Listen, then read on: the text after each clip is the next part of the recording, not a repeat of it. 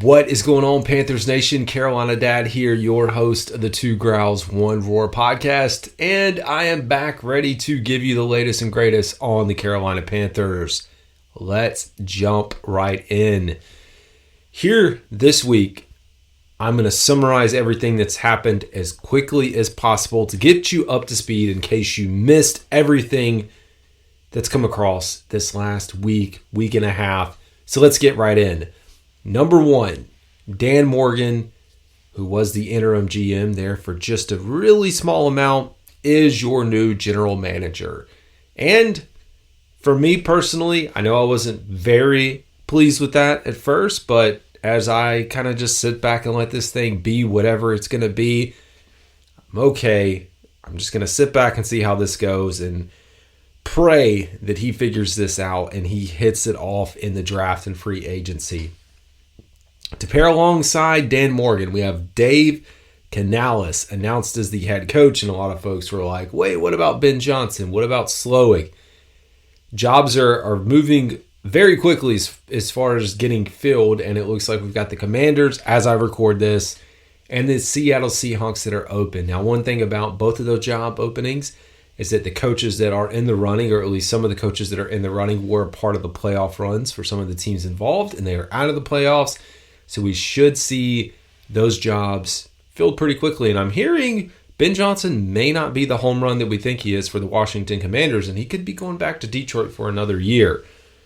So you have that. And the thing that I'd like, and I don't know if I really hit on it the last podcast because I was just kind of underwhelmed with the Canales hire, but this move feels like a Dan Morgan move, which, like I said, gives me a little bit of hope that maybe Tepper truly is taking a step back in his approach as whatever we want to call him. So maybe this is the first step.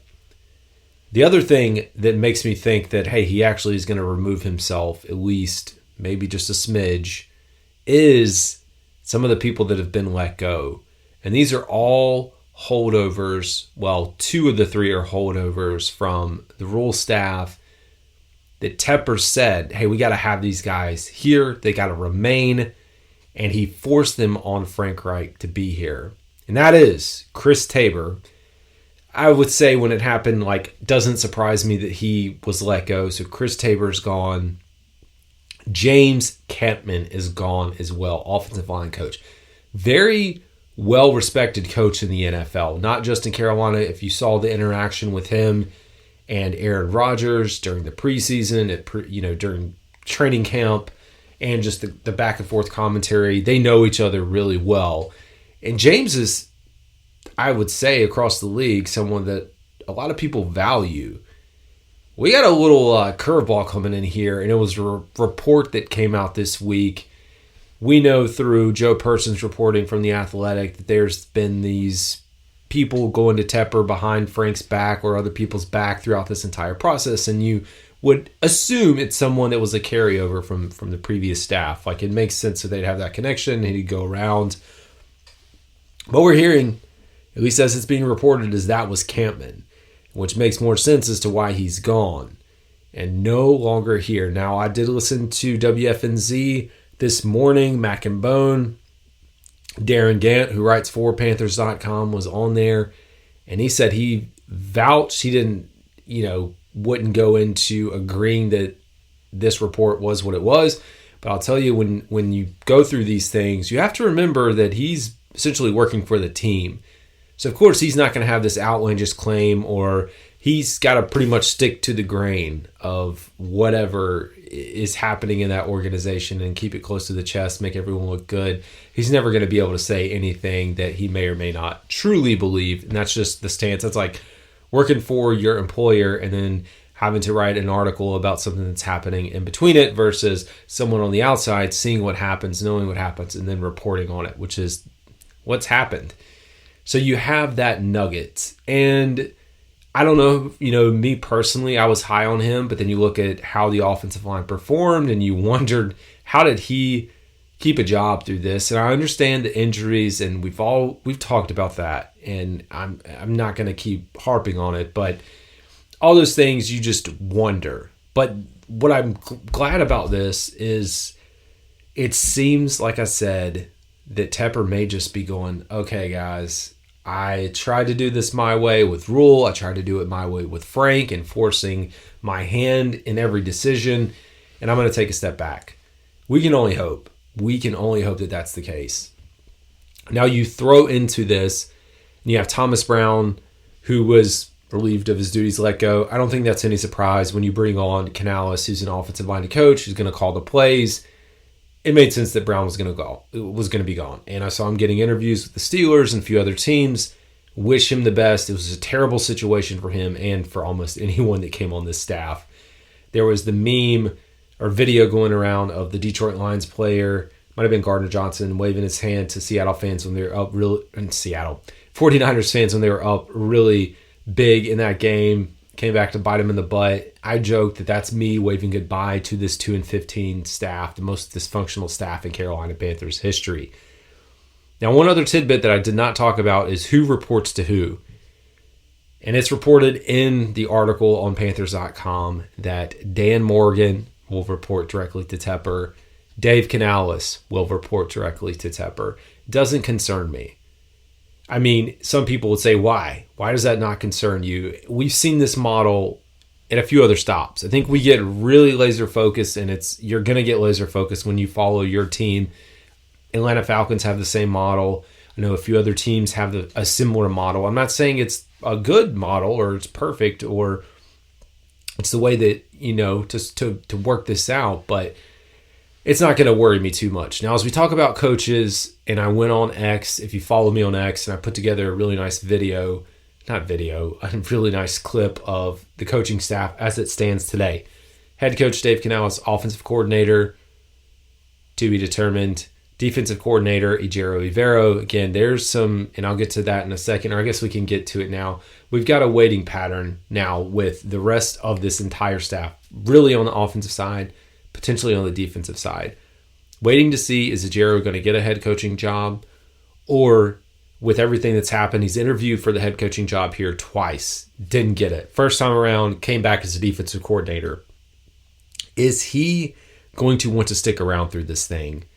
And for my sake, I hope he is. But at the same time, I'm also like, does Dave Canales want to clean house and build this his way? And I'm okay with that model as well. I would be in favor of Canales coming in, and that's not to say that Ejiro isn't a great coach, because he is, but have Canales come in here and put every single person in place that he trusts, that he believes in, that will go through the model and mantras that he wants to lay out. And I got to tell you, I like Canales already. He's active on X. You can follow him on X. And again, that's Twitter for folks who haven't seen the change over there. But stay connected with him, because he is all about keep pounding mentality. And I was not very high on him at first, but I like what we're getting there.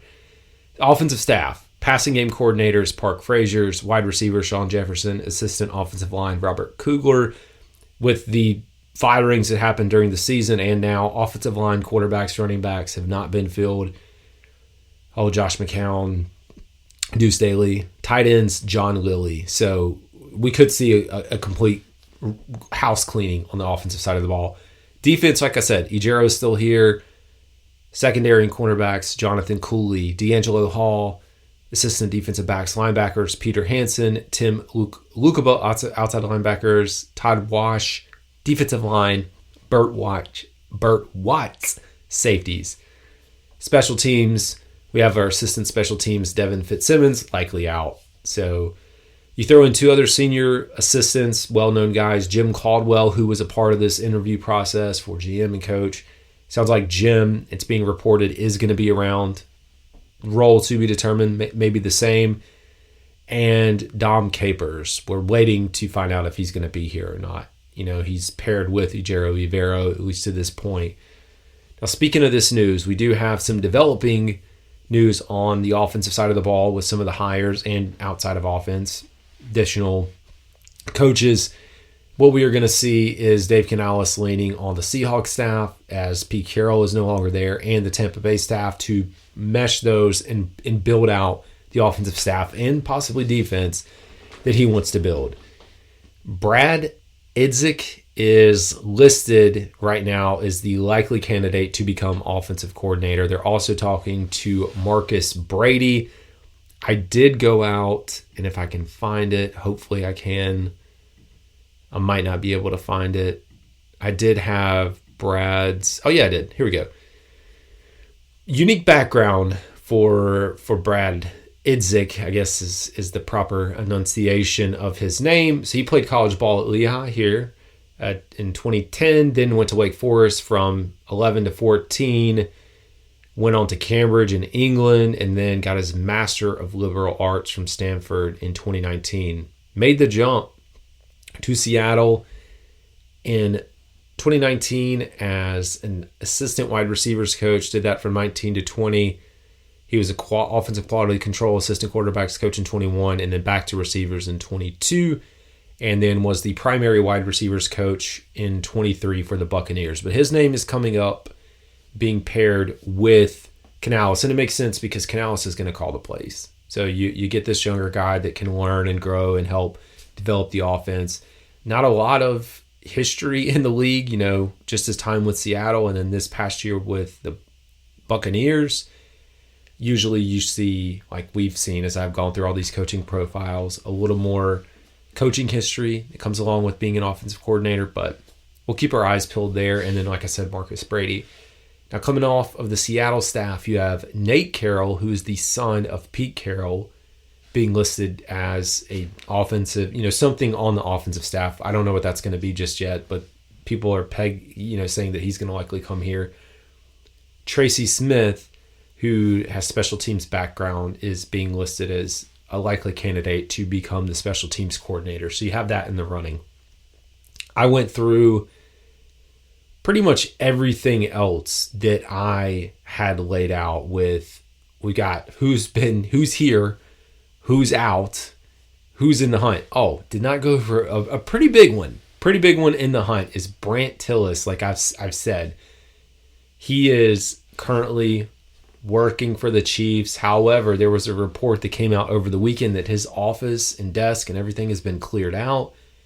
He can't officially be hired until after the Super Bowl, but it seems like the writing on the wall right here says that he's coming to Carolina. And that's great because we need someone with that cap management, analytics, data background to help this team structure some pretty big deals that are going to be coming up. He did the Mahomes monster 400, whatever, 500 million it was. If you think about the state of our roster right now, you've got Brian Burns, you're going to need to do Frankie Louvu, Derek Brown, some big names on top of figuring out how to lure in some other top targets and free agents.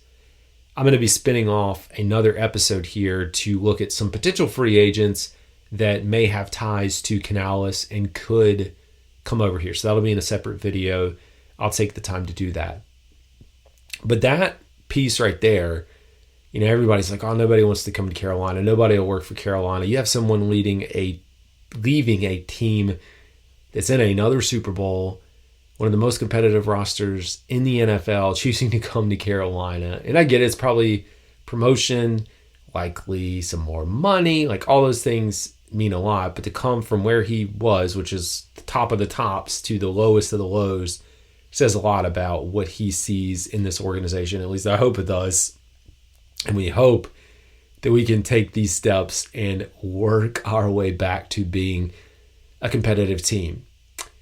All right, y'all. So that is the rundown of rundowns. And I want to make sure, checking all of my notes, the Panthers, okay, so one name I did not mention is Bills assistant special teams coach, Corey Harkey. He interviewed for the special teams coordinator role, according to Jeremy Fowler. And I should say Ian Rappaport was the one who reported that Brad Idzik was likely going to be the offensive coordinator here. And yeah, so that's all your news from this past week. We are now moving. I guess the other big thing is presser. We've not had the press conference for Canales. It's been said that Canales and Morgan are heading to the Reese's Senior Bowl. So I'm thinking it may be a little bit later before we do, see any of that happening. But here's the thing. that we'll learn over these next few weeks as we get hires and start working at the cap space and management. A lot of things are going to shake out, and I think a lot of things hinge on Ejiro Evero and whether or not he comes back. And I'm going to leave you with that as I'm going to create another video to talk exactly what that means here in a minute. All right, folks, if you enjoyed this, I appreciate it. You can like, follow, subscribe, wherever you get your podcasts, on YouTube. I appreciate y'all. Y'all have a good one.